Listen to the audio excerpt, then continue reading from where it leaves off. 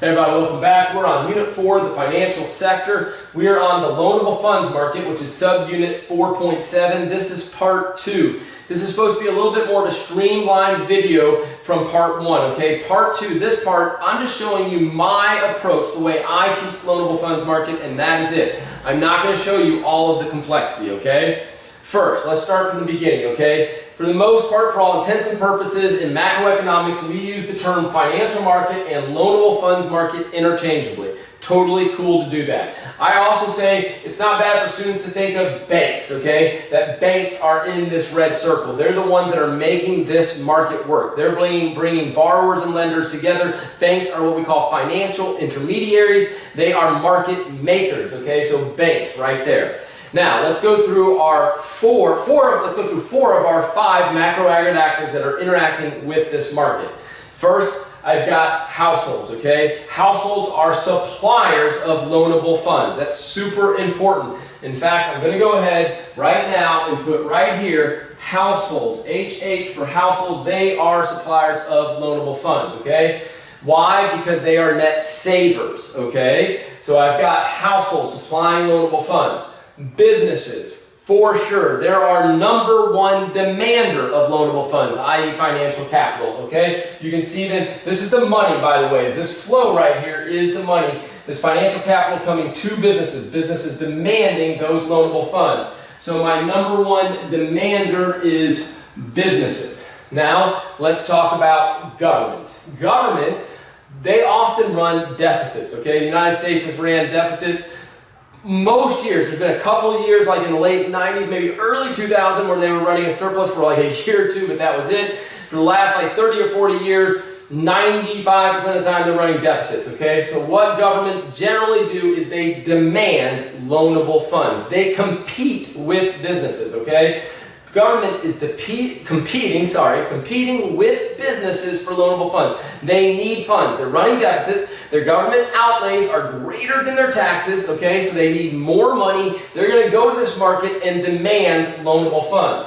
So I'm going to put government down there, and I like students to see that government is competing with businesses for loanable funds. They are demanders of loanable funds.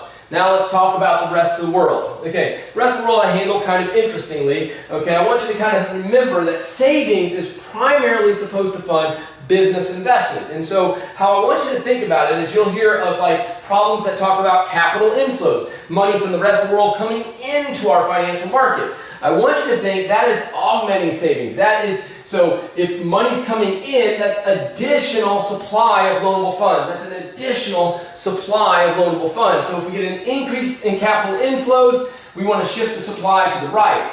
Now, if we get an increase in capital outflows, okay, an increase in capital outflows, that's more of our savings going out and not going this direction. So take that supply of loanable funds and shift it to the left. So, for the way I teach this, when you think of the rest of the world, I just want you to think of them as shifting the supply of loanable funds. Once again, if there's an increase in capital inflows, shift it right. If there's an increase in capital outflows, shift it to the left, okay? And of course, you can handle the opposite of either one of those. So, households, suppliers, businesses, demanders. By the way, everybody agrees on that. Rest of the world, we're going to handle as impacting the supply of loanable funds. Government, demand for loanable funds, okay? So let's kind of just go through a couple questions really quickly. Household savings increases. What would we do? Shift the supply to the right. When that supply shifts to the right, real interest rate goes down. That would be the right answer. Because that's what a lot of times you're going to get on a question. You're going to get like increase in household savings. What's going to happen to the interest rate? Let's say increase in capital outflows. How would we handle that? Increase in capital outflows, that's our savings going abroad, not going to business investment. Shift the supply of loanable funds to the left. What did the interest rate do? It went up. Because once again, what are these problems going to really want to know? What's happening to the interest rate. All right? Businesses want to invest more. Business confidence increases. They want to invest more. They're going to demand more loanable funds. Shift the demand to the right. And guess what? Interest rate goes up. Or, oftentimes, what's tested a whole lot, government deficits. Government deficits increase. Government needs to borrow more money. Take that demand for loanable funds, shift it to the right, interest rates go up, okay? Hopefully that made some sense to you. Now, final part. I want you to know that from an AP test standpoint, they often don't really show the central bank interacting in the loanable funds market. In other words, a better way to say that is that when they do central banking or monetary policy, because that's what central banks are important for, is they're controlling monetary policy of the money supply. When they do those questions, they want you to go to this market called the money market, which I also have videos on, okay? So you get a monetary policy question, they want you to go to the money market to show the impact on interest rates.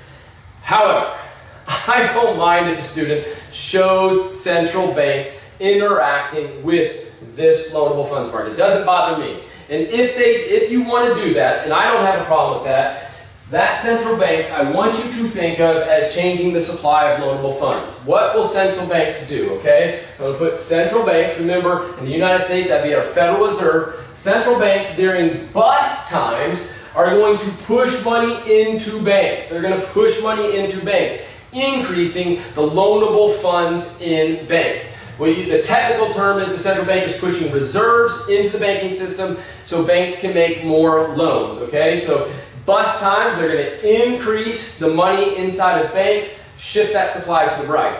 Now, during boom times, when they're trying to cool down the economy, they're going to pull reserves, or even just say money, out of the financial market. And when they pull money out of the financial market, they're pulling those loanable funds out, okay? That decreases how much money is available for business investment, shift the supply to the left.